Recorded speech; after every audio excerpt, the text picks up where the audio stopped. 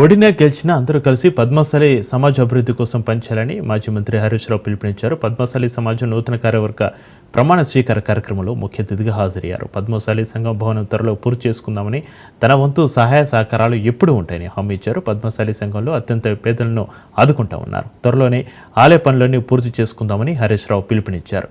సొసైటీలో ఏర్పడిన సమస్యలను పరిష్కరించుకుని పద్మశాలి సంఘం సొసైటీలో మరింత అభివృద్ధి చేద్దామని హరీష్ రావు అన్నారు.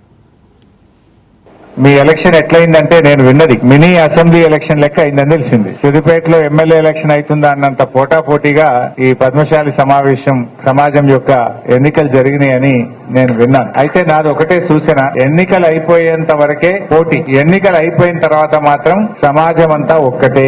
దయచేసి వాళ్ళు ఓడిపోయిందని దూరం పెట్టుకోవద్దు, వాళ్ళు గెలిచిందని ఓడిపోయిన వాళ్ళు దూరం ఉండద్దు. అందరం కలిసి మన పద్మశాలి సమాజ ఎదుగుదల కోసం, సమాజాన్ని బలోపేతం చేయడం కోసం అందరూ కలిసికట్టుగా కృషి చేయాలని చెప్పి నేను కోరుతా ఉన్నా. జర ఉంటది బాధ, ఓడిపోతామని బాధ ఉంటది, కానీ గెలిచిన వాళ్ళే ఒక అడుగు ముందుకేసి వాళ్ళ ఇంటి దాకా పోయి వాళ్ళని వీలు కలుపుకోవాలి. వాళ్ళు కూడా ముందుకొచ్చి కలిసి సమాజాన్ని బలోపేతానికి కృషి చేయాలి. ఆ దూరం పెట్టుకుంటే ఏమైతుందంటే మనము సమాజం బలపడదు. ఏదైనా ఒక సంఘం, కులానికి ఒక సంఘం ఏర్పడ్డదంటే ఆ సంఘం కులం యొక్క అభివృద్ధి కోసం, మన కులంలో పేదల కోసం, మన కులంలో ఎవరైనా కష్టాల్లో ఉంటే, ఆపదలో ఉంటే, ఇబ్బందులు వస్తే అందరం కలిసి వారికి అండగా నిలబడడం కోసం మన కులం, సమాజం కృషి చేయాల్సిన బాధ్యత ఉంటుంది. ఇది రాయేశం గారు నిజంగా 7 సార్లు గెలుచుడంటే చాలా సీనియర్ అయిపోయింది, అదృష్టం. బట్ ఏది ఏమైనా నేను కూడా తప్పకుండా మన పద్మశాలి సమాజ అభివృద్ధికి నా శాయశక్తుల సహకారం అందిస్తా. నిజానికి పద్మశాలిలో ఆత్మగౌరవం ఎక్కువ. పేదరికం ఉన్నా కూడా ఆ ఆత్మగౌరవంతో బయటపడరు, లోపలనే బాధపడుతూ పేదరికాన్ని కూడా అనుభవిస్తున్న సందర్భాలు ఉన్నాయి.